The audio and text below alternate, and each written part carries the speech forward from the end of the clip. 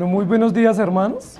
Van a abrir sus Biblias, por favor, en Jeremías capítulo 30 y continuamos con nuestra serie. Estamos ya pasando la mitad del libro y estamos avanzando rápidamente al cumplimiento de las profecías que Jeremías ha dado. Hemos escuchado, hemos visto, hemos acompañado al profeta Jeremías por muchos años de ministerio, predicando, pregonando insistentemente el juicio, el cautiverio, especialmente las calamidades que va a vivir Judá e Israel, y nos acercamos con mucha rapidez al cumplimiento exacto, preciso del tiempo de las profecías. Hemos escuchado que ya hubo una primera deportación, va a haber una segunda deportación que es definitiva, que va a ser mayoritaria y que va a hacer que el pueblo en su gran mayoría sea llevado cautivo a Babilonia por Nabucodonosor. Hemos escuchado que el tiempo de ese cautiverio va a durar 70 años, que ya Jeconías o Joaquín, el rey anterior a Sedequías, está esclavo en Babilonia y que todos los nobles también están esclavos presos allá. Nosotros estamos viendo que Dios en su infinita bondad, en su providencia, en primer momento puso a Jeremías a pregonar con sus labios las señales que iban a venir. En un segundo momento le dio símbolos o le dio datos visibles o tangibles para que él enseñara y para que de esa manera fuera más evidente el discurso. Luego en un tercer momento le ha puesto que escriba, ¿sí? Parece ser que ya no le está diciendo a Jeremías que hable tanto, porque el pueblo siempre hace oídos sordos al discurso. Ya parece que no le está pidiendo señales simbólicas que él lleve en su cuerpo y con las cuales anuncia el mensaje, sino que en este tercer momento, ya muy previo al cautiverio final, le está diciendo que escriba. En el capítulo 29 le puso a escribir una carta para mandar a los cautivos y darles esperanza en el cautiverio, especialmente a los primeros que han sido llevados cautivos. Y en este capítulo 30 vamos a ver cómo Dios nuevamente le va a pedir a Jeremías que escriba. Y esto es un recurso maravilloso que Dios nos ha dado. Nosotros podemos escribir porque Dios nos dio la facultad de escribir. Esa es una facultad propia de Dios dada al hombre a través de la imagen y la semejanza. Todos nosotros podemos leer y podemos escribir porque Dios nos dio esa capacidad. Pero esa capacidad Dios la usa para un propósito especial. En el caso del pueblo es para dar a conocer su voluntad y para que el pueblo pueda escribir o dejar por sentado de manera oficial, de manera imperecedera, el plan y la voluntad perfecta de Dios para su pueblo. ¿Qué se propone Dios con los escritos de Jeremías? Lo que Dios se propone es que queden como una señal visible, oficial, incambiable de su voluntad, que el pueblo los conozca y que una vez sea llevado al cautiverio y regrese después de los 70 años, puedan ver el cumplimiento fiel de las promesas. Cuando nosotros dejamos por escrito las cosas, podemos ver si se están cumpliendo o no. Y podemos ver qué se pensó, qué se dijo en generaciones anteriores. En este caso, el pueblo va a pasar 70 años de cautiverio, pero va a quedar los escritos de lo que Dios había dicho, de cómo iban a regresar y cómo iban a repoblar la tierra y reconstruir las ruinas de la ciudad. El pueblo de Israel está en un momento especial. Recordemos que primero hay una gran indiferencia de los judíos pensando que no van a ser llevados al cautiverio. Ese es el primer sentimiento que ellos tienen, indiferencia. Eso nunca nos va a pasar, ¿sí? No puede ser posible que toda esa calamidad que se nos está anunciando nos llegue. Yo no puedo creer eso. Pero luego, a medida que se avecina el cautiverio, ya están comenzando a tener un nuevo sentimiento, una nueva expresión de su realidad, y esa nueva expresión es rebeldía y desespero frente a Dios. Los primeros versículos del capítulo 30 que nosotros vamos a leer nos van a hablar del terror, del desespero, de la angustia que el pueblo está viviendo por la inminencia del cautiverio.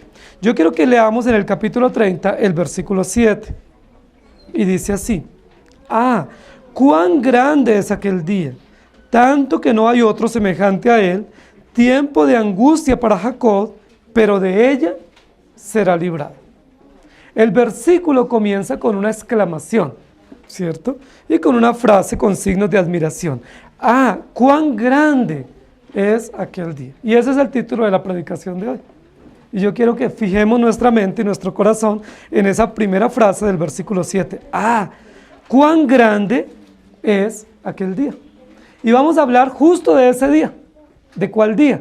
del día en el cual el pueblo de Israel, después de los 70 años de cautiverio, será librado con mano poderosa y será sacado de manera extraordinaria de la esclavitud para regresar nuevamente a Babilonia.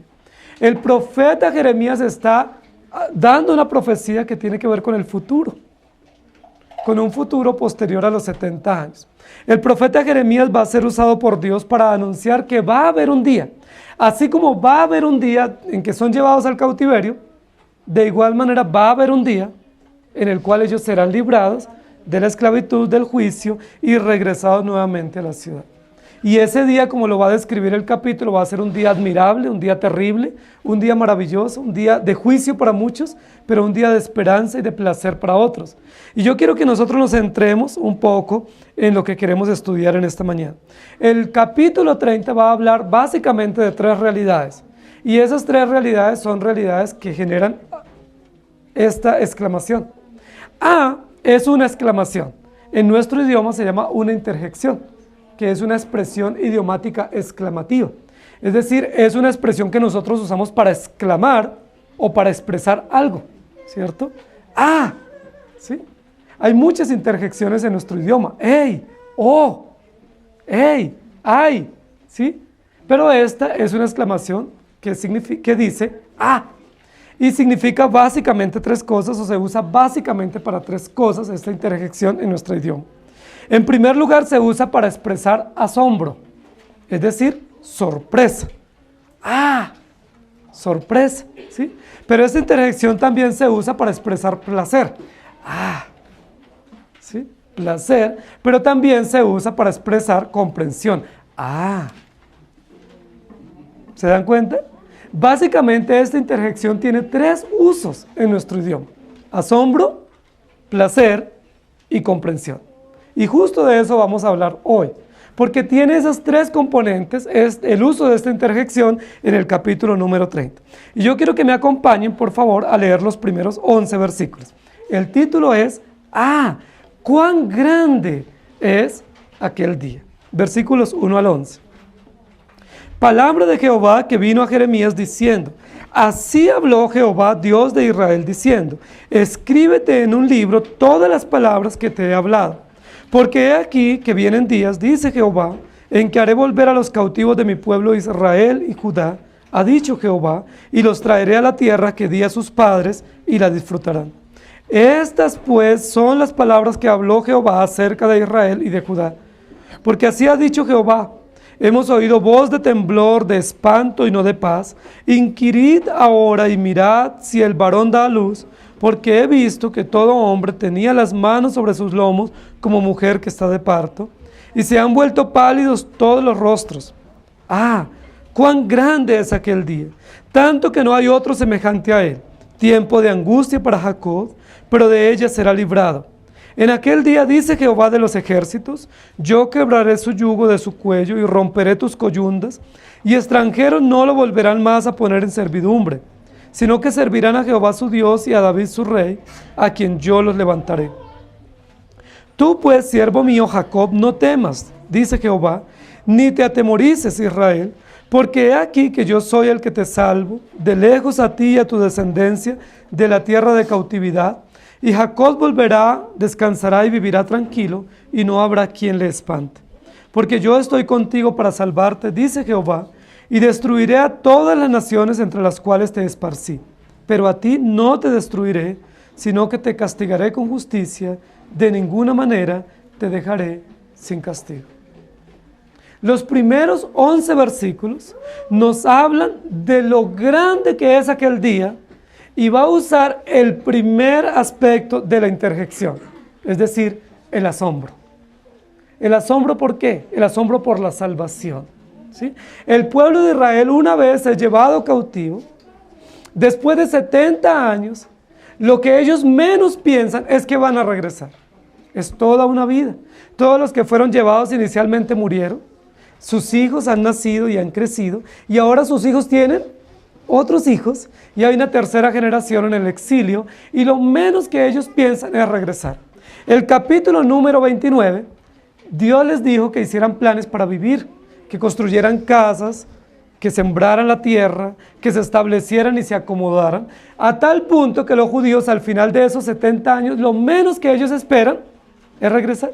Ya se establecieron, ya tienen sus casas, tienen sus cultivos, hay cosechas, hay una nueva generación y una tercera generación levantándose allí en Babilonia. Ellos están cómodos, la han pasado bien, al fin y al cabo ya se acomodaron a vivir en el exilio. ¿Sí? Ya están cómodos, ya saben cómo es la cultura, saben cómo es el desempeño en la ciudad y en el país, y ellos están tranquilos. Este escrito que Dios da a través del profeta Jeremías es para que ellos no pierdan de vista que Dios los va a sacar del exilio. Es decir, el cautiverio no es definitivo. Dios llegará un día en que hablará a través de los profetas y los sacará con mano poderosa del exilio y ellos verán su salvación. Los primeros 11 versículos son un llamado poderoso a los judíos para que ellos no olviden que Dios los va a devolver a su tierra. El primer llamado, o lo terrible de ese día, en el primer momento, es que van a regresar a su tierra porque Dios los va a salvar. Una de las cosas que ellos más anhelaban y anhela cualquier creyente o cualquier persona es la salvación de Dios. Es decir, que Dios con mano poderosa, con gran poder y con grandes prodigios los libre de la esclavitud. El pueblo que se había acomodado a vivir en Babilonia ahora tiene que recordar, y esta profecía se dejó por escrito para que el pueblo recordara. Y se cree firmemente que algunos de estos escritos que los profetas habían dado antes de la cautividad fueron llevados a Babilonia, porque ha habido hallazgos de algunos escritos en Babilonia que fueron contemporáneos a la esclavitud y de estas predicciones que dieron los profetas. Dios lo que les va a decir en la primera parte del capítulo es, va a haber un día en el cual Dios los va a salvar. Y cuando llegue ese día, ¿cómo va a ser la actitud de los judíos en el exilio? Se van a asombrar, se van a quedar maravillados, se van a quedar estupefactos, sorprendidos porque ellos van a decir, no esperábamos esto. Pensábamos que después de 70 años Dios ya nos iba a dejar viviendo acá.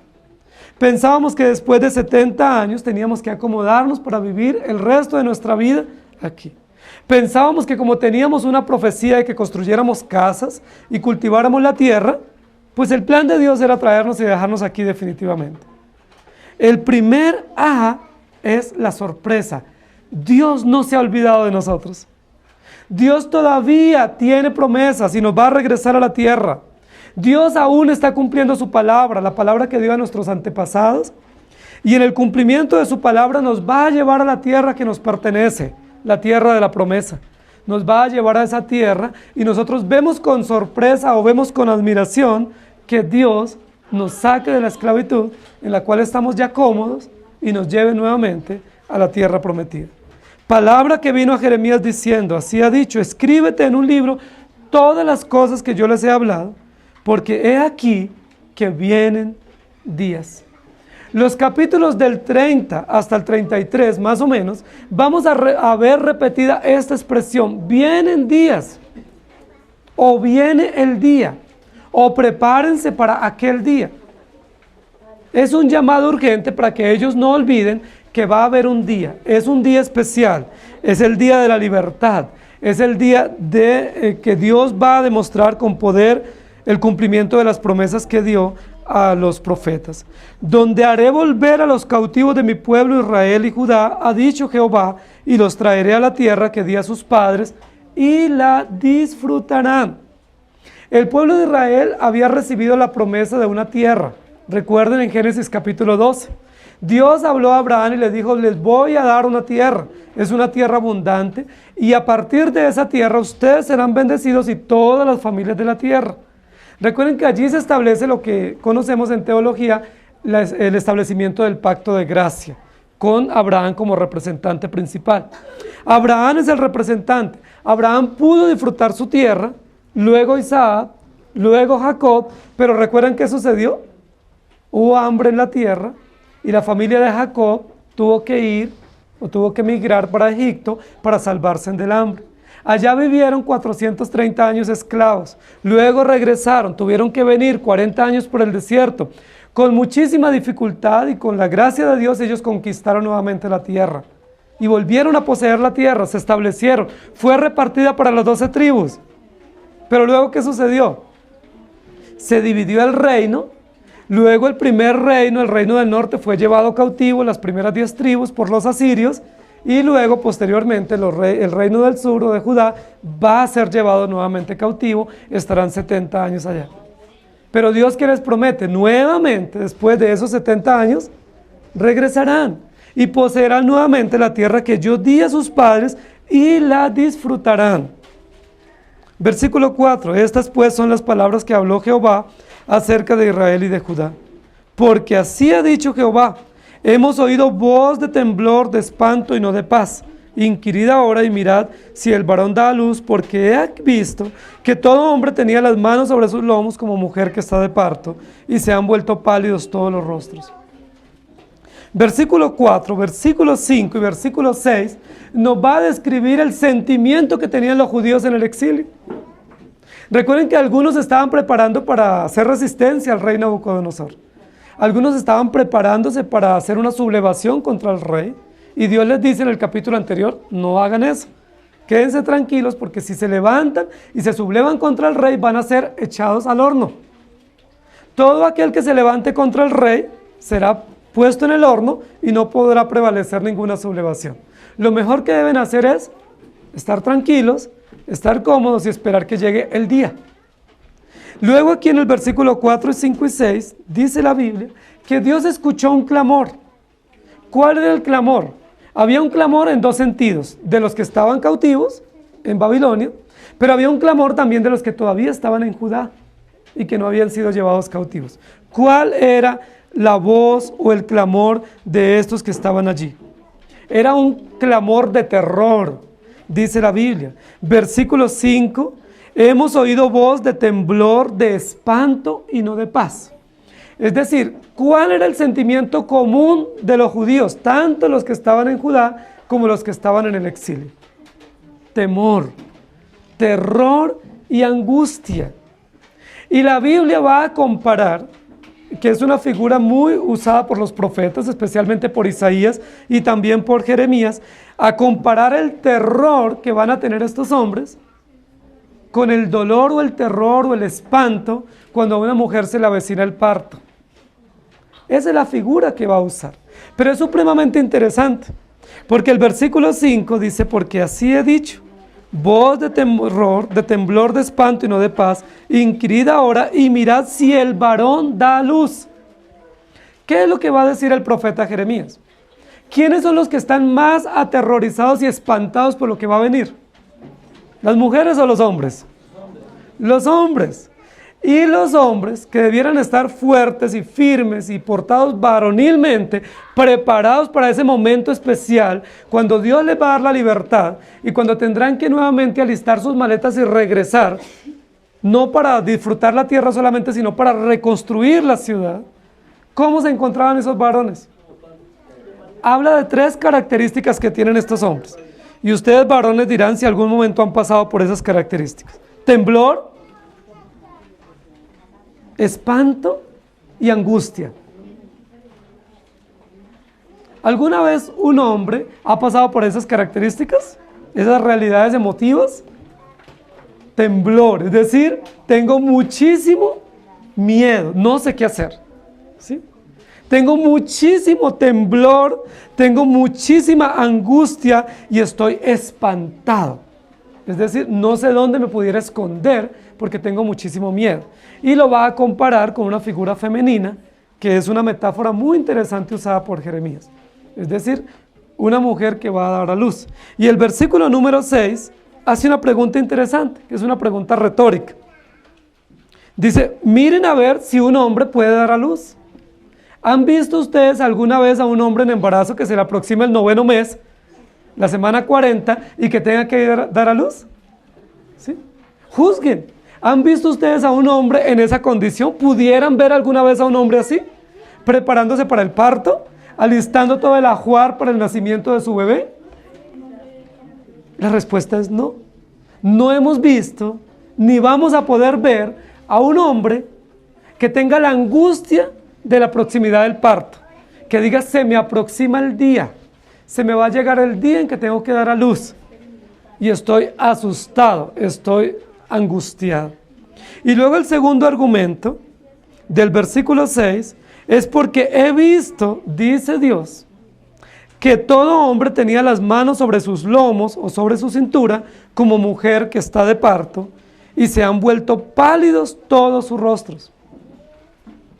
Nuevamente usa la figura de una mujer dando a luz, ¿cierto? ¿Cómo se pone una mujer cuando está llegando a la semana 40? No está rosadita, rozagante, ¿cierto? Está un poco demacrada, un poco pálida, un poco cansada, ¿sí? Decaída físicamente por todo el trajín del embarazo, por la angustia del momento que se le avecina. Y dice, así he visto a todo hombre. ¿Quién ha visto a los hombres así? Dios. Dios está viendo a todos los hombres. ¿Cómo los ve? Con las manos en las caderas, que no soportan, preparándose para el día terrible del parto. ¿Cómo es el semblante de esos hombres? Además de la actitud emocional, espanto, temblor y angustia, ¿cómo es el semblante físico de ellos? Pálidos. ¿Quién los está viendo así? Dios. Ahora yo les pregunto, querida iglesia, ¿esa es la actitud y es el comportamiento de un hombre en medio de las situaciones de angustia y las circunstancias difíciles? ¿Debe un hombre en las circunstancias difíciles llenarse de espanto, de temblor, de angustia y su rostro palidecer? Está haciendo un contraste interesante para decir, pues una mujer cuando está dando a luz, pues por supuesto que debe estar así, porque ella va a dar a luz. Y sabe que se le aproxima el día y es un día terrible de angustia porque ya no sabe si va a salir bien en el embarazo, en el parto, o puede morir. No sabe cómo van a ser su bebé, si nace bien o no. No sabe cuáles son las circunstancias que van a rodear su parto. Y por supuesto que toda mujer está con angustia, está con algún tipo de zozobra, de preguntas y su rostro palidece. Dice, pero ¿puede un hombre, un varón, puesto por Dios para defender, para proteger y para ir al frente en medio de la batalla, cuando se aproxima ese día, llenarse de terror? Y la respuesta es, no debe ser así. No debe ser que un hombre, puesto en esa capacidad que Dios le puso para liderar y para ir al frente, en medio de la situación de angustia, se acobarde. ¿Pueden los soldados, dice en otra parte de la escritura, cuando van a la guerra, llenarse de miedo y salir corriendo? ¿Se le permite a un soldado? ¿Sí? ¿Se le permite al ejército, cuando van frente a la guerra y ven que la guerra es difícil, decir, uy, yo no puedo, me da miedo, y devolverse? ¿Qué diríamos de un ejército así? ¿Qué diríamos de unos generales que están preparando unos soldados y en el momento donde más se requiere que sean valientes y valerosos, ellos se acobardan y entregan las armas y bajan los brazos? ¿Qué esperaríamos nosotros? ¿O qué esperaría una mujer de un hombre que en el momento donde más requiere que la defienda o la proteja o vaya al frente, ese hombre dice, tengo miedo? La Biblia nos habla de varios hombres que tuvieron miedo. Barak fue uno, que cuando tuvo que ir a la guerra y Dios le dice, va a la guerra, ¿saben qué dijo? Si Débora no va conmigo, yo no voy. Tengo tanto miedo que solo si Débora va, yo voy, pero voy atrás de Débora. Y por supuesto, Débora fue al frente y tuvo la victoria. ¿A quién se le adjudicó? A Débora. Porque Barak fue un cobarde. Un hombre que se desanimó ante la circunstancia y que no fue capaz de ir al frente. El primer asombro que va a tener el pueblo es porque Dios los va a liberar. Ah, cuán grande es aquel día. Tanto que no habrá otro semejante a él. Tiempo de angustia para Jacob, pero de ella será librado. Si ustedes quieren hacer el ejercicio allí en silencio, mientras escuchan, de ir mirando en el texto bíblico, en los primeros 11 versículos, va a trabajar el escrito bíblico dos conceptos que son paralelos en la escritura, y es dos nombres, Jacob e Israel. ¿Jacob e Israel no son la misma persona? La Biblia nos dice que nació, y cuando nació sus padres le pusieron por nombre Jacob, que tiene un excelente significado. Pero luego después se encontró con el ángel y Dios le cambió el nombre por Israel y lo constituyó el padre de las 12 tribus. Pero Jacob e Israel son la misma persona. ¿Por qué la Biblia va a trabajar ahí, intercambiar los nombres? O sea, ¿qué sentido tiene que Dios intercambie intencionalmente los nombres? ¿O será que se equivocó el escritor y quería decir siempre Jacob y en algunos casos dijo Israel? ¿O será que quería decir Israel, pero el copista se equivocó y en algunos casos puso Jacob? Nosotros sabemos que no. Sabemos que la palabra es perfecta y que si se intercambian los nombres es porque tiene una intencionalidad Dios para darnos a revelar. ¿Por qué usa el término Jacob para hablar de angustia? Para hablar de dolor. Jacob, ¿qué significa? ¿Cuál es el carácter de Jacob antes de encontrarse con el ángel y de que le sea cambiado el nombre? ¿Cuál es el carácter de él? Es un hombre avaricioso, contencioso, mentiroso, competitivo, engañador, suplantador y otras palabras más fuertes que yo no puedo decir. Jacob representa ese tipo de hombre que quiere conseguir las cosas pero la quiere conseguir con ventaja. Que quiere conseguir las cosas pero las quiere conseguir de manera no correcta. Jacob representa a los varones que quieren tener las cosas y tener todo lo que ellos desean, pero las quiere tener no por el camino de la legalidad y de la justicia, sino por el camino de la ilegalidad. Jacob representa ese tipo de varones. Es un varón codicioso, ventajoso y que está consiguiendo las cosas. Y cualquiera diría, le está yendo muy bien a Jacob. ¿Recuerden que le fue muy bien cuando le quitó la primogenitura a su hermano? Parece ser que desde tiempo siempre él soñaba y en el momento oportuno le dice, bueno, listo, está bien, yo te doy de mi comida apetecible, pero vamos a hacer un negocio. Tú me das la primogenitura. Y él fue muy ventajoso, muy oportunista. Luego cuando escucha que su padre va a bendecir a su hijo, ¿qué hizo Jacob? Con la ayuda de su querida madre. Rápidamente corrió, prepararon una comida, hizo todo un plan y se quedó con la bendición mayor de su padre. ¿Eso era correcto o no? ¿Estaba obrando bien Jacob o no? ¿Por eso que él estaba haciendo le iba a venir angustia? ¿Le iba a venir dolor? ¿Le iba a venir temblor y espanto? Por supuesto que sí, porque Jacob está consiguiendo las cosas. Y él pudiera decir, ya tengo casa, ya tengo carro, ya tengo esto, tengo lo otro. ¿Pero lo estaba consiguiendo correctamente? No, de una manera injusta, ventajosa, oportunista, con malos negocios, con ardides, ¿sí? Aún aprovechándose de su propio hermano y de su propio papá y usando los consejos de su propia mamá. Vamos a seguir adelante. ¿Cómo se usa el término Israel en este pasaje? Dice, Israel será librado. En aquel día dice Jehová de los ejércitos, yo quebraré su yugo de tu cuello y romperé tus coyundas, y extranjeros no lo volverán más a poner en servidumbre, sino que servirán a Jehová Dios y a David su rey, a quien yo les levantaré. Tú pues, siervo mío, Jacob, no temas, dice Jehová, ni te atemorices, Israel, porque he aquí que yo soy el que te salvo de lejos a ti y a tu descendencia de la tierra de la cautividad, a Jacob, y volverá y descansará y vivirá tranquilo, y no habrá quien le espante. Queridos hermanos, hay muchísimas personas que piensan que estos textos son escatológicos finales, es decir, que solo los podrán disfrutar los creyentes al final de los tiempos, y que tienen que ver solamente con el bienestar espiritual de la glorificación. Es decir, que no tienen nada de implicación civil o social o familiar o cultural para el momento histórico del pueblo de Israel. Sin embargo, aunque probablemente tenga mucho que ver con asuntos escatológicos finales, también tiene que ver con el futuro del pueblo de Israel como nación, como pueblo oprimido. Ellos van a ser sacados de la cautividad y ellos van a tener que regresar a su tierra. Miren lo interesante, el pueblo de Israel no quería ser llevado cautivo. Ya son llevados cautivos o van a ser llevados cautivos. ¿Qué sería lo que espera cualquier esclavo o cualquier cautivo cuando está bajo el cautiverio? Regresar, la libertad, ¿sí? Es lo más obvio. Pero ¿cómo los va a tomar por sorpresa el día de la libertad? A tal punto que en lugar de llenarse de alegría y de gozo y de júbilo, se van a llenar de miedo. y se van a llenar de cobardía. Y Dios dice, no tengan temor, no se angustien, porque yo los sacaré, yo romperé el yugo que está sobre el cuello de ustedes y los traeré y volverán y descansarán y vivirán tranquilos y no habrá quien los espante.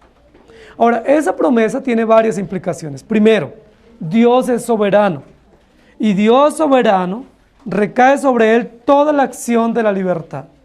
Así como recae sobre él la acción del cautiverio, también recae sobre él la acción de la libertad. Dios les está dando promesa. La promesa es: yo los visitaré, los libertaré y los traeré y los salvaré. Y otra promesa es: nunca nadie más los va a esclavizar como los ha esclavizado Babilonia. No teman, no se angustien. Versículo 11. Porque yo estoy contigo para salvarte, dice Jehová, y destruiré a las naciones entre las cuales les esparcí, pero a ti no te destruiré, sino que te castigaré con justicia y de ninguna manera te dejaré sin castigo. Recuerden que nosotros en algunos momentos hemos visto que el pueblo de Israel, cuando Dios les advirtió castigo, ellos salieron corriendo. Y hemos usado el ejemplo que a algunos de nosotros nos pasó cuando éramos niños, que cuando nos iban a disciplinar, salíamos corriendo y después de unas 2 o 3 horas llegábamos y llegábamos bien cuidadosos para que nuestros padres ya no nos disciplinaran y muchas veces nos quedamos sin castigo, ¿cierto? Porque llegábamos con algo o ya veníamos tranquilos y esperábamos y ya la ira de nuestros padres se había apaciguado, ¿sí? ¿Qué es lo que está diciendo Dios con Israel? ¿Los va a dejar sin castigo? Aunque lleguen después de 70 años a su tierra, aunque vuelvan después de 70 años, ¿será que Dios se le ha olvidado la razón por la cual los esparció? Dice, no, en ninguna manera yo los dejaré sin castigo, los disciplinaré. Pero el primer momento exclamativo del pueblo, asombroso de ellos, es la salvación. Dios nos va a salvar y no contábamos con eso. Ellos parece que van a olvidar las promesas del pacto de que Dios los iba a traer a su tierra y con gran asombro, con gran sorpresa, van a recibir ese momento porque ellos pensaban que no iban a tener el momento de la salvación. Las promesas del versículo 10 y versículo 11 son promesas muy alentadoras para ellos y por supuesto para nosotros. Yo estoy contigo para salvarte, no los dejaré sin castigo. La mayoría de nosotros, y es probable que algunos de ustedes tengan subrayadas esas promesas, porque a algunos nos encantan las promesas. Pero ¿saben esa promesa cómo aplica? Esa promesa aplica: yo los salvaré en medio del juicio. Es decir, no es una promesa que está lejos de la reprensión, sino en medio de la reprensión, en medio del castigo, yo los salvaré, los cuidaré y los retornaré a su tierra. ¡Cuán grande es aquel día! Es de imaginarnos la sorpresa que tienen los judíos al ver el cumplimiento, después de 70 años, de que Dios con mano poderosa hizo que se levantara un emperador más poderoso que Nabucodonosor, el emperador Ciro, que facilitó el retorno de los judíos nuevamente a su tierra, y ellos con sorpresa ven ese momento. La palabra varón que aparece en el versículo 5 y versículo 6, u hombre, es una palabra supremamente interesante en el contexto de la escritura, como aparece aquí. Y esa palabra significa macho. Y se refiere a los machos que eran seleccionados como animales para ponerlos en el sacrificio. Recuerda que solo se podían ofrecer animales machos para las ofrendas, para la expiación o para el sacrificio. Un macho sin defecto, un macho joven, un macho vigoroso. La palabra aquí, hombre, se traduce macho, no solo macho de género, sino macho hombre, es decir, macho de sexo, ¿sí? Sexualmente hablando, un macho. Pero también significa hombre fuerte y poderoso y vigoroso. Eso es como cuando uno dice, porque en el argot popular nosotros usamos frase como, ¿y luego usted no es un macho? ¿Qué le estamos diciendo? O pórtese como un macho, o pórtese como un varón, ¿sí? O no es que usted es un varón. ¿Qué le estamos diciendo a la otra persona? No sea cobarde, ¿sí? No se llene de miedos, asuma el lugar que le corresponde, correspondiente a su género, correspondiente a su razón de ser biológica, emocional, espiritual. Actúe como un hombre fuerte, poderoso, potente, sin temor, sin angustia, porque Dios está con nosotros. Ahora, la razón para no temer no son las circunstancias, porque las circunstancias eran supremamente adversas, complejas. ¿Cuál es la razón para no temer? Versículo 11. Porque yo estoy contigo para librarte y para salvarte. ¿Cuál es la razón para que usted y yo no temamos frente a las circunstancias? Nuestro Dios. ¿Cuál es la razón para no angustiarnos o para no atemorizarnos o acobardarnos? ¿Las circunstancias? No. La única razón para no atemorizarnos es nuestro Dios, que nos llama y nos sostiene y nos da esperanza. Éxodo 12:5, hablando de esta traducción sobre este concepto macho, dice: el animal será sin defecto, macho de 1 año, lo tomarás de las ovejas o de las cabras.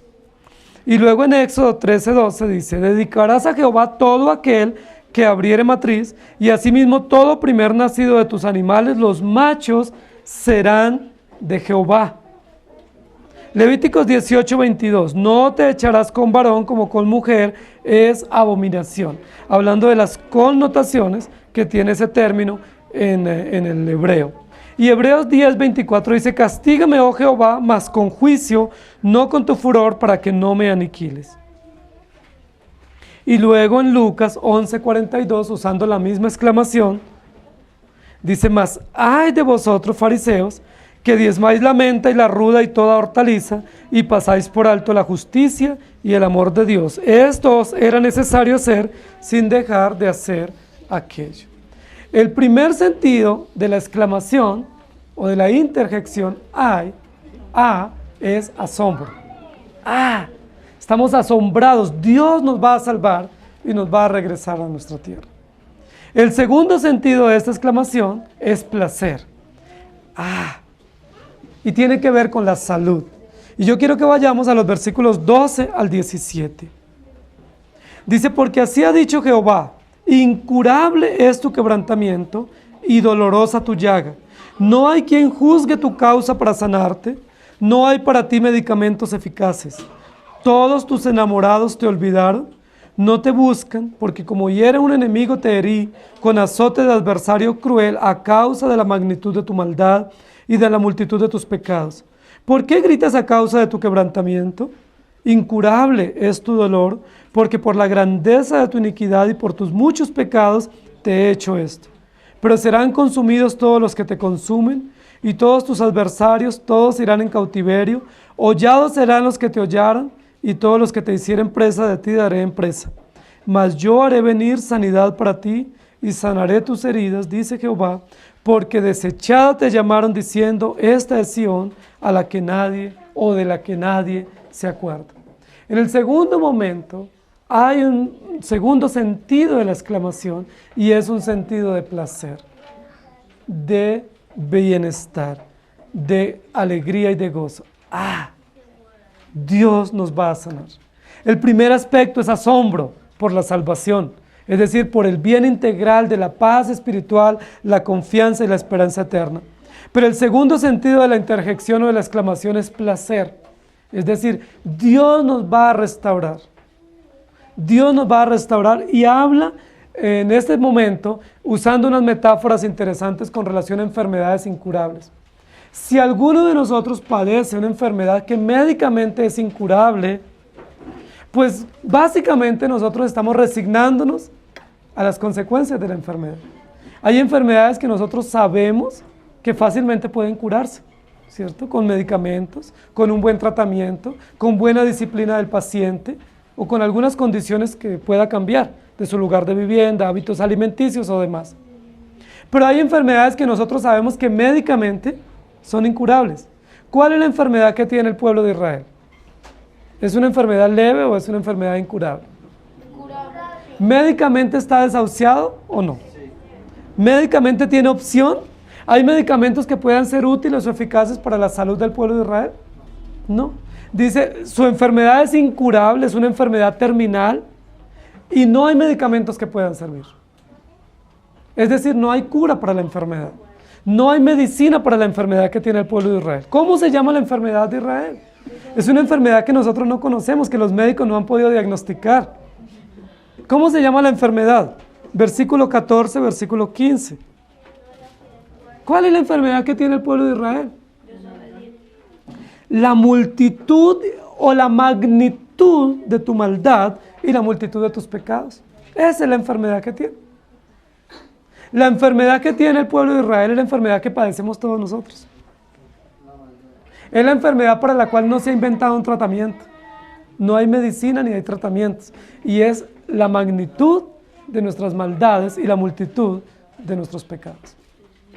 Dice la Biblia, el pueblo de Israel está con una enfermedad incurable y tiene un quebrantamiento mayor que no puede ser resuelto de manera humana, que no hay alternativa para que ellos puedan salir de ese dolor y de esa llaga. No hay quien juzgue tu causa para sanarte. No hay quien pueda estar a favor para restaurar o cambiar la situación del pueblo de Israel. Versículo 14, dice, a causa de las enfermedades o de tu enfermedad incurable, todos tus enamorados o todos tus aliados te han abandonado.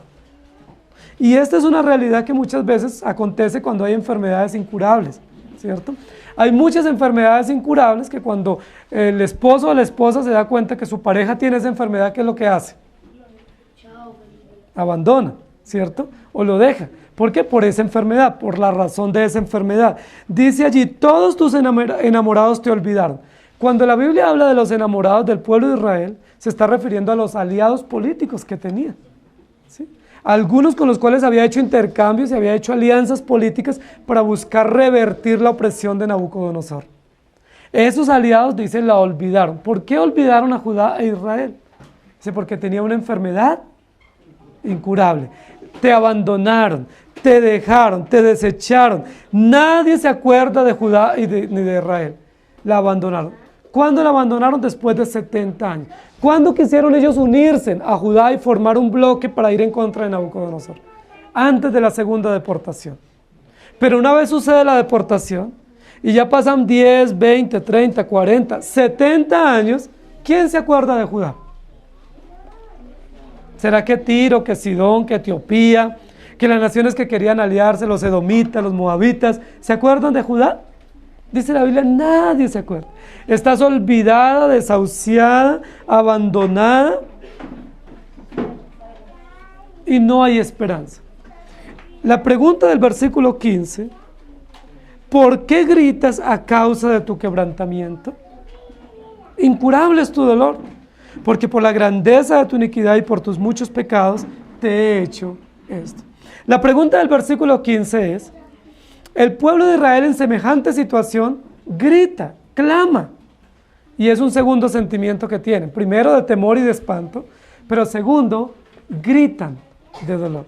Si usted tiene un dolor muy fuerte, pues ¿cuál es la reacción natural que usted va a tener?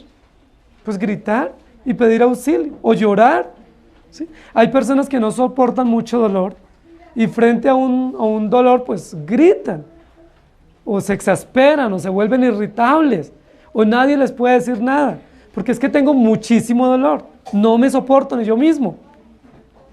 La reacción del pueblo aquí es gritar a causa del quebrantamiento, pero Dios les pregunta, ¿y por qué gritan? ¿Y cómo sería la respuesta obvia?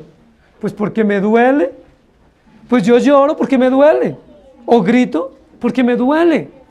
¿Pero qué les dice Dios? No griten, porque lo que ustedes están pasando es más que merecido. Eso es algo así como cuando los padres nos disciplinaban y nos decían, y no llore. ¿Alguna vez de ustedes le hicieron eso? Y no llore. ¿Sí? O es que está llorando sin razón, pues si quieren le doy para que llore con razón. ¿Sí? Para que llore de verdad, para que llore por algo. Eso es lo que Dios le está diciendo. Ahora, lo que Dios está haciendo es confrontando a su propio pueblo y diciéndoles, ustedes se quejan y preguntan por qué y se lamentan por qué, pero la razón ya la conocen. Ustedes ya saben por qué están pasando este quebrantamiento. Yo ya les he advertido y les he dicho por qué están pasando este sufrimiento, porque es que ustedes son muy malos y han pecado deliberadamente. Y en ese contexto del dolor, en el contexto de estar desahuciado, abandonado, olvidado, que básicamente son realidades emocionales que nosotros tenemos, Dios va a hablar a su pueblo. Recuerden que hay una primera realidad en el primer momento del capítulo, es una realidad espiritual. ¿Qué hace Dios frente a esa realidad espiritual para su pueblo? Lo salva, ¿cierto? Y ellos con asombro ven que Dios los salva de esa realidad espiritual que tienen. Pero en el segundo momento hay una realidad diferente, y es una realidad emocional. Producto de la enfermedad incurable, producto del olvido, del abandono, producto del dolor y de la angustia. ¿Quién de nosotros no sufre muchas veces emocionalmente? ¿Quién de nosotros muchas veces no se siente solo, triste, afligido, desanimado, sobrecargado y a veces sin saber qué hacer? ¿Alguno de ustedes le ha pasado? Si son seres emocionales, yo creo que sí les ha pasado. Que a veces uno dice, estoy triste y no sé ni por qué. Hoy veo como gris todo, pero no sé ni por qué. ¿Sí? Me siento tan desanimado, pero no sé ni por qué. O triste, o deprimido, o angustiado, o a veces llorando, sin una razón aparente, o sin una causa aparente. ¿Alguno les ha pasado o les está pasando hoy? Que dicen, no sé, ha sido una época tan difícil, o este año tan difícil, o he llorado mucho, o me he sentido tan olvidado, me siento tan solo, me siento desanimado, me siento como que nadie me quiere, nadie me escucha, como que nadie está a mi lado. Son realidades emocionales que nosotros no podemos desconocer y las enfrentamos todos los seres humanos en cualquier circunstancia y a veces sin razones aparentes. ¿Sí? A veces uno dice, yo tengo trabajo, estoy sano, pero me siento triste, ¿sí? O me siento solo, o me siento desanimado. Yo les pregunto, queridos hermanos, ¿Dios tiene la capacidad, el poder de responder a todas las realidades del ser humano? ¿O no? ¿O solo responde a las espirituales? ¿Dios puede llenar y satisfacer las realidades emocionales nuestras? ¿Dios puede llenar nuestro corazón de gozo, de paz, de tranquilidad, de esperanza en medio de nuestras complejidades emocionales? ¿Lo puede hacer? Claro que sí, porque Dios es poderoso, porque no solo es salvador, sino que también es nuestro sanador. Y cuando la Biblia habla de quebrantamiento, aquí en esta sección del capítulo, pues habla de las implicaciones propias de las circunstancias. Frente a las circunstancias, pues generalmente nosotros no estamos muy felices, sino que estamos tristes. Si a nosotros se nos muere un ser querido, pues posiblemente no estamos cantando de gozo, sino que estamos llorando de tristeza. Si nosotros estamos enfrentando una enfermedad incurable, probablemente no estamos recitando promesas, sino que estamos decaídos o desanimados.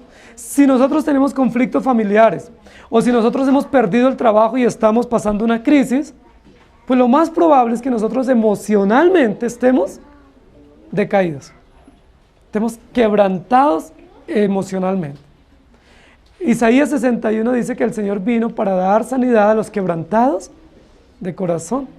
Y lo que dice aquí esta sección del capítulo es que Dios no solo se importa por nuestra vida espiritual, sino que Él también se importa por nuestra vida emocional.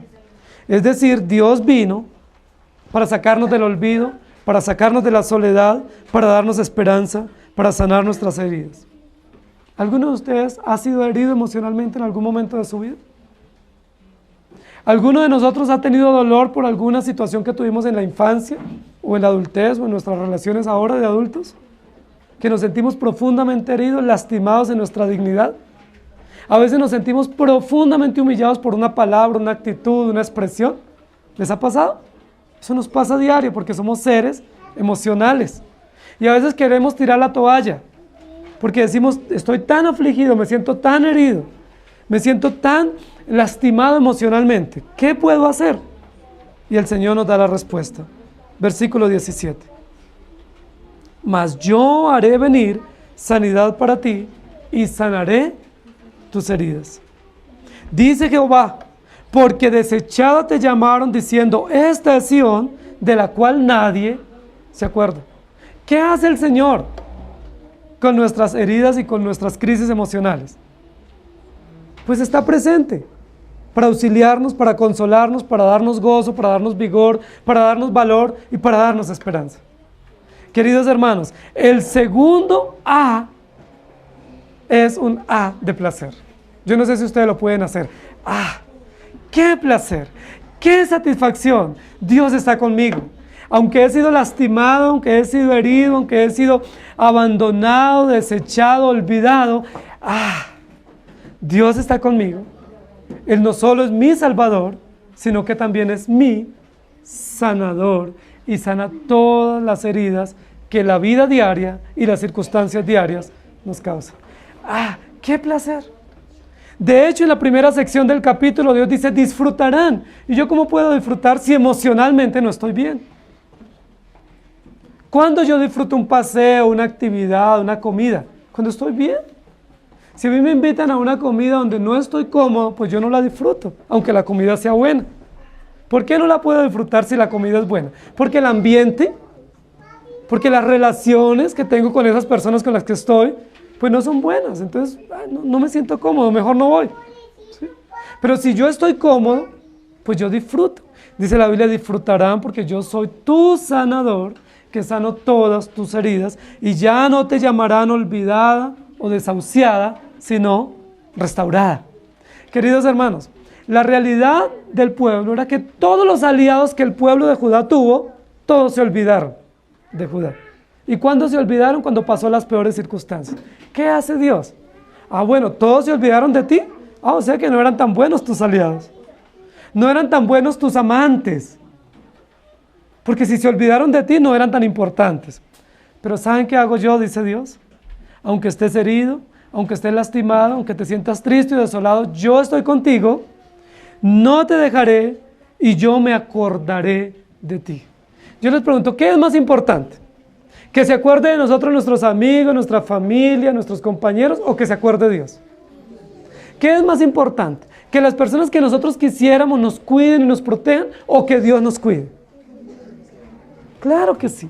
Y el pueblo de Israel está aprendiendo esa lección. Ellos confiaron en príncipes, confiaron en militares, confiaron en alianzas políticas, y Dios dice, los abandonaron y ni siquiera se acuerdan de ustedes. Entonces Dios aprovecha para decirles, pero yo tuve que recogerlos con heridas, lastimados, y yo me acuerdo de ti. Yo me acuerdo. Y ellos tienen que exclamar con muchísimo placer, qué bueno es Dios. Qué bueno es Dios, querida iglesia, que en medio de todos nuestros sinsabores y en medio de todos los dolores y las heridas que nos causa el mundo y que nosotros mismos propiciamos por la multitud de nuestras maldades y de nuestros pecados, Dios nos recoge, nos abraza, sana nuestras heridas, quita nuestros quebrantos y nos da la oportunidad de disfrutar la vida. Qué bueno. Dios es bueno y misericordioso. Cuán grande es aquel día. Éxodo 22, 27 dice, porque solo eso es su cubierta, es su vestido para cubrir su cuerpo. ¿En qué dormirá? Y todo el que clamare a mí, yo le oiré, porque soy misericordioso. Y vamos a los versículos 18 al 24 del capítulo. En esos versículos 18 al 24 vamos a encontrar el tercer uso de la interjección, y es comprensión. Comprendí, entendí lo que Dios me estaba enseñando, que no lo había podido entender por tantos años.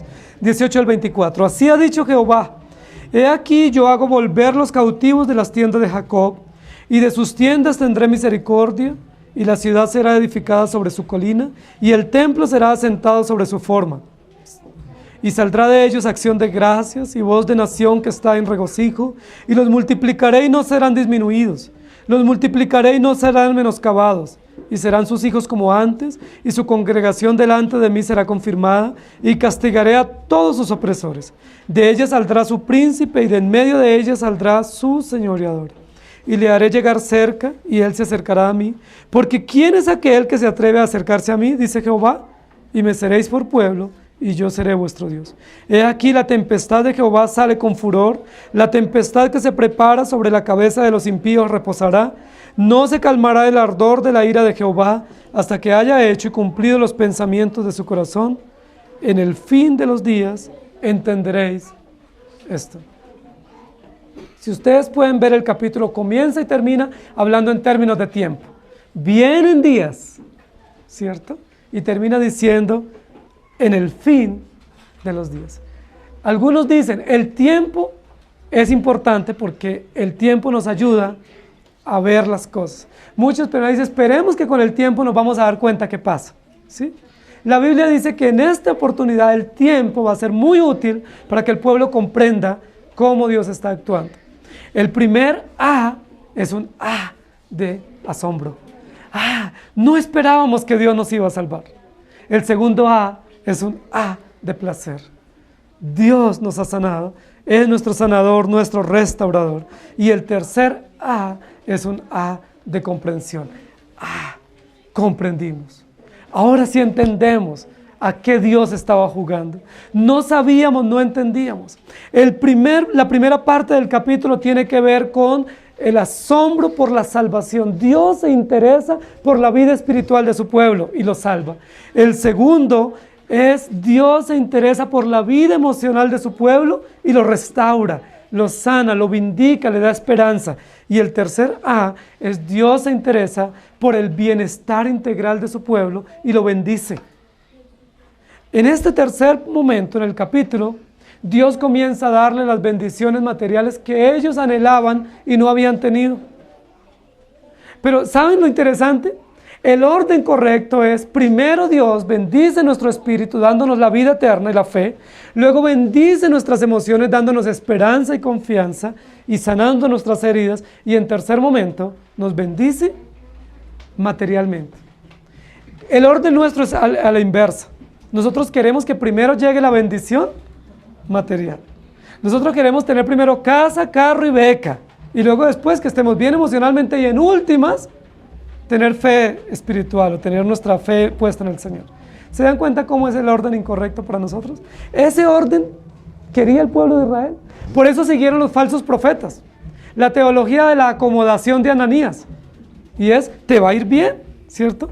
Tú vas a tener carro, vas a tener casa y te va a ir bien. ¿Cómo que te va a ir mal? No aceptes eso.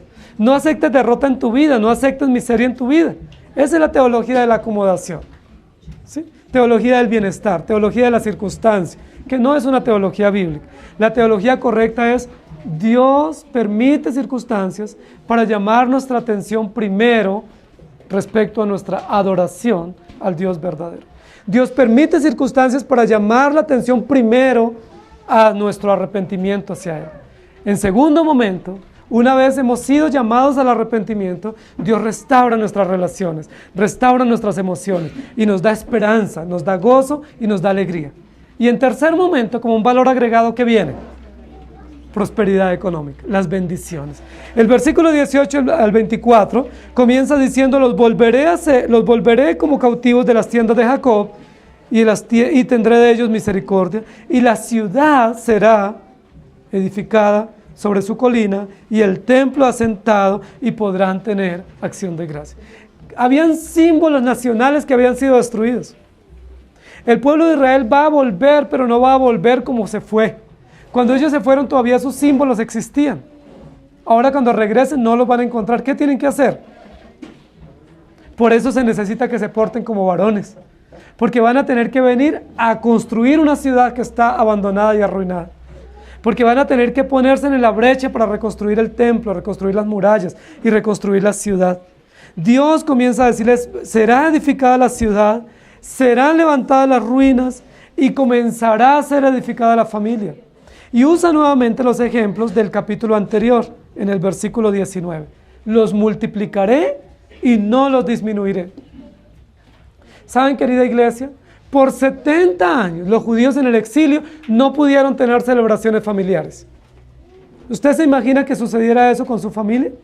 ¿Que no puedan celebrar nunca más las reuniones que ustedes celebran en familia? Cumpleaños, aniversarios, fines de año, fiestas especiales que ustedes yo sé que celebran y que son supremamente importantes para ustedes.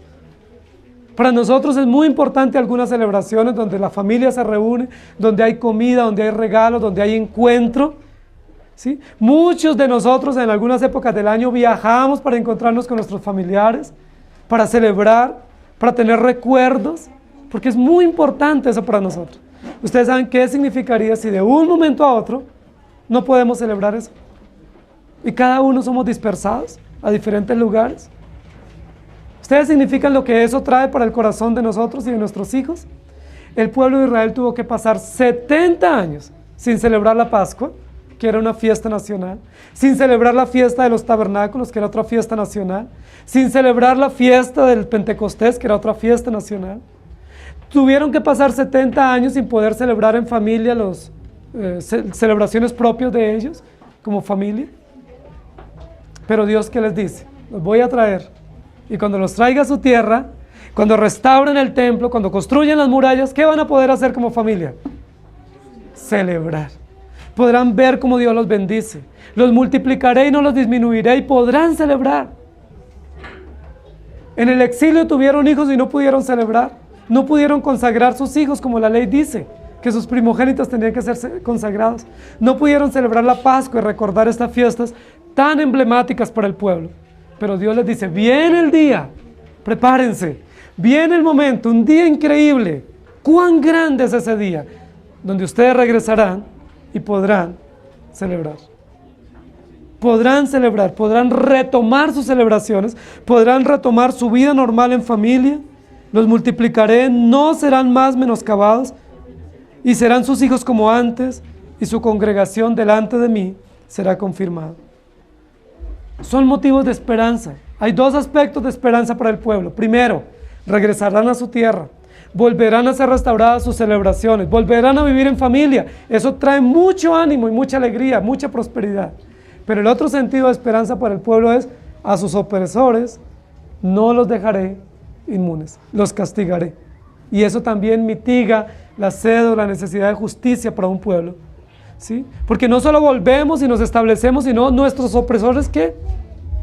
¿Sí? ¿Qué va a pasar con aquellos que injustamente nos han tratado? ¿Qué dice el versículo 20? Castigaré a todos sus opresores. Justicia y misericordia siempre van de la mano. Justicia y misericordia tienen que ir de la mano en la vida del creyente y en la vida de la iglesia. Justicia que viene de Dios, misericordia que viene de Dios. Sin justicia y sin misericordia no se construye la iglesia, ni se construye la familia, ni la sociedad. Solo misericordia, es necesaria la justicia, porque la justicia implica reprensión, implacabilidad, implica dar el merecido a quien corresponde. Y versículo 22. Y me seréis por pueblo, y yo seré vuestro Dios. ¡Qué frase tan extraordinaria! Que Jeremías la va a repetir una y otra vez. Pero es una palabra o una frase que viene desde el Génesis. Es una palabra fundante en el pacto. Yo seré a vosotros por Dios y ustedes me serán a mí por pueblo. Pero ¿saben qué está haciendo aquí Jeremías? Invirtiendo. O Dios invirtiendo intencionalmente la frase. Porque la frase correcta es: yo seré a vosotros por Dios y ustedes me serán a mí por pueblo. Pero ¿cómo dice allí el versículo 22? Me seréis por pueblo y yo seré vuestro Dios. ¿Qué era lo más importante para los judíos en ese momento? Constituirse como pueblo, constituirse como nación, porque habían sido dispersos por todos los países del mundo conocido. Era muy importante, por eso Dios dice: seréis un pueblo nuevamente, seréis restablecidos y no seréis menoscabados. Y el versículo 23 nuevamente habla sobre la justicia. He aquí, la tempestad o el huracán o el torbellino de Jehová sale con furor, y sobre la cabeza de los impíos reposará. ¿Quiénes se harán acreedores a la ira y al furor de Dios? Los impíos, es decir, aquellos que han sido los opresores del pueblo hasta que haya hecho y cumplido los pensamientos de su corazón. Versículo 20 y 21. ¿Quién es aquel que se atreve a acercarse a mí? El texto termina haciendo una alianza supremamente interesante entre los dos aspectos: justicia y misericordia. Unos sanados, restaurados, consolados, y otros cayéndoles el huracán de la ira de Dios y destruyéndolos repentinamente. ¿Quién se podrá acercar a Dios? ¿Alguno puede acercarse por sí mismo? Siendo Dios misericordioso y justo, ¿alguno se podrá acercar por su propia cuenta? ¿Qué es lo que está diciendo el texto? Ninguno. Porque siendo que yo soy misericordioso, ustedes no pueden acercarse a mí porque ustedes son pecadores. Entonces soy yo el que los constituyo pueblo para que puedan acercarse a mí. Y siendo yo justo y ustedes pecadores o los transgresores pecadores, ¿quién podrá acercarse? Si mi furor está encendido y está ardiendo mi ira y saldrá como un torbellino y reposará en la cabeza de los opresores. Cumplidos los pensamientos de su corazón y el fin de los días entenderéis esto. Queridos hermanos, el texto termina con una frase supremamente llamativa, un poco enigmática, un poco interesante, un poco sugestiva. Dice, no se calmará el ardor de la ira de Jehová hasta que haya hecho y cumplido los pensamientos de su corazón. Es decir, Dios es soberano, lo que Él determinó, lo cumple, no pasará nada, no terminará nada hasta que se cumpla. Y termina con una frase interesante, en el fin de los días entenderéis esto. Y esa es la tercera exclamación. ¿Cuándo nosotros podemos entender cómo Dios actúa? ¿Cuándo ustedes y yo podemos entender el lugar del sufrimiento en nuestra vida? O de la muerte, o del dolor, o de las circunstancias adversas. ¿Cuándo podemos entender la prueba y el castigo? ¿Lo podemos entender en el fragor de la prueba? ¿En el fragor de la lucha podemos entender el propósito y la razón del sufrimiento? ¿En el fragor del dolor podemos entender la razón por la cual Dios permite el dolor? La respuesta es no. ¿Cuándo lo entendemos? ¿Nunca? No, sí lo entendemos. ¿Cuándo? Al final de los días. Hay otro texto en la Escritura que dice, entenderemos todo más allá. Y es muy probable que muchas circunstancias que a ustedes les han acontecido en la vida, las han ido entendiendo. Y cuando las vamos entendiendo decimos, entendí. Ya sé por qué Dios no quiso esto para mí. O ya sé Dios por qué permitió esto para mí. O ya sé por qué Dios permitió que yo viviera esto en mi vida o en mi familia, o en mi economía o en mis circunstancias. Ya entendí. Entendí. La tercera exclamación es, sí se puede entender a Dios. Sí podemos entender los planes de Dios. Sí es posible comprender los propósitos de Dios. Aún el sufrimiento. ¿Cuándo los entendemos? Toma tiempo. Dios toma su tiempo, pero al final de los tiempos o al final de los días entenderemos esto. Queridos hermanos, ¿hay algunas cosas que ustedes todavía no han entendido de cómo Dios actúa con sus vidas? ¿Hay algunos capítulos o episodios en su vida que ustedes todavía no han logrado entender? Que tienen muchas preguntas. ¿Por qué Dios permitió esto? ¿Por qué Dios hizo así? ¿Por qué Dios hace así? No entiendo, no comprendo, no sé por qué. Bueno, hay esperanza, lo vamos a poder entender. ¿Cuándo? No sé, posiblemente al final de los 70 años. Probablemente al final de los 70 años vamos a decir, ahora entendí por qué Dios me dio estos hijos, o por qué no me dio, o por qué me los quitó, o por qué permitió esta enfermedad o esta circunstancia. ¿O por qué trajo tanto dolor a mi vida que fue tan difícil de comprender? Pero ya lo entendí. Cuán grande es el día del Señor, cuando podamos comprender todas las cosas y podamos ver su bendición a nuestro favor. Amén. El placer de la salvación, el asombro de su cuidado para nosotros y la gracia de la comprensión de sus propósitos eternos. Todo lo vamos a entender. Dios no deja nada oculto. Dios no oculta nada. Dios no tiene propósitos para nosotros y nos los oculta. Dice la Biblia, ¿ocultaré yo a Abraham lo que he de hacer? ¿Recuerdan ese texto? Habiendo de ser él una gran nación, ¿le ocultaré algo? Queridos hermanos, Dios no nos oculta nada de los propósitos que Él tiene con cada uno de nosotros. Nosotros sí ocultamos cosas. Si usted se da cuenta, hay muchas cosas que usted todavía oculta. Y muchas veces a nuestros hijos les ocultamos cosas. Y decimos, no, es que él no puede comprender, él todavía no está en la capacidad, mejor no le digamos. ¿Saben qué hace Dios? Dios nos pone los planes. Los planes muchas veces son incomprensibles para nosotros, pero Él no nos los oculta. Dice, ese es el plan que yo tengo para ti. Esta es mi agenda para ti. Puede que la comprendas o no, esta es mi agenda. Pero llegará el momento en que la podrás entender. Y te podrás sorprender y maravillar de ver el cumplimiento fiel de mis propósitos para tu vida. Oremos. Amado Señor, gracias te damos por tu palabra. Cuán grande es tu día. Día de salvación, día de sanidad y día de bendición. Cuán grande es tu día, Señor, cuando te acercas a nosotros y nos muestras todas las bondades de la salvación. Cuán grande es aquel día cuando nos muestras todas las bondades de la restauración, de cómo nos vindica, nos establece, nos posesionas y nos das toda la esperanza y la alegría que nosotros anhelamos y que nadie nos puede dar. Y cuán grande es el día cuando nos permites comprender el porqué de tus planes y de tus propósitos. Gracias por darnos una familia, por darnos la iglesia, por darnos hijos, por bendecirnos con trabajo. Gracias por llenar nuestras manos con tu bendición, por llenar nuestro corazón de gozo y por llenar nuestro espíritu de tu verdad. Muchísimas gracias. Ayúdanos a vivir para ti.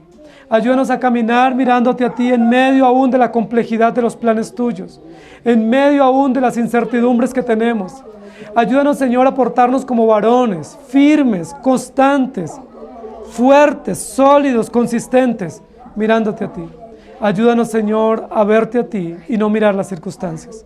Ayúdanos a ponernos firmes en la brecha, sabiendo que tienes planes seguros y perfectos y que tú eres soberano. Que toda la acción del capítulo, como la acción de la vida misma, pertenece a ti porque tú eres soberano. Nosotros dependemos de ti, nos debemos a ti y nos refugiamos en ti. Gracias te damos por tu don incomparable y porque tarde o temprano, como nosotros decimos, llega el día que tú has determinado. Llegará el día en que tú vendrás por nosotros. Llegará el día en que nos llamarás a tu presencia. Llegará el día en que nos permitirás comprender los enigmas que hoy no comprendemos. Llegará el día en que nos permitirás deleitarnos única y exclusivamente en ti y ver tu gracia. Llegará el día en que nos permitirás ver hijos comprometidos en tu obra, en que nos permitirás ver familias estables, hogares estables sirviéndote a ti. Llegará el día, muy pronto, en que veremos tu iglesia cada día sometida a ti, rendida a ti y viviendo para ti.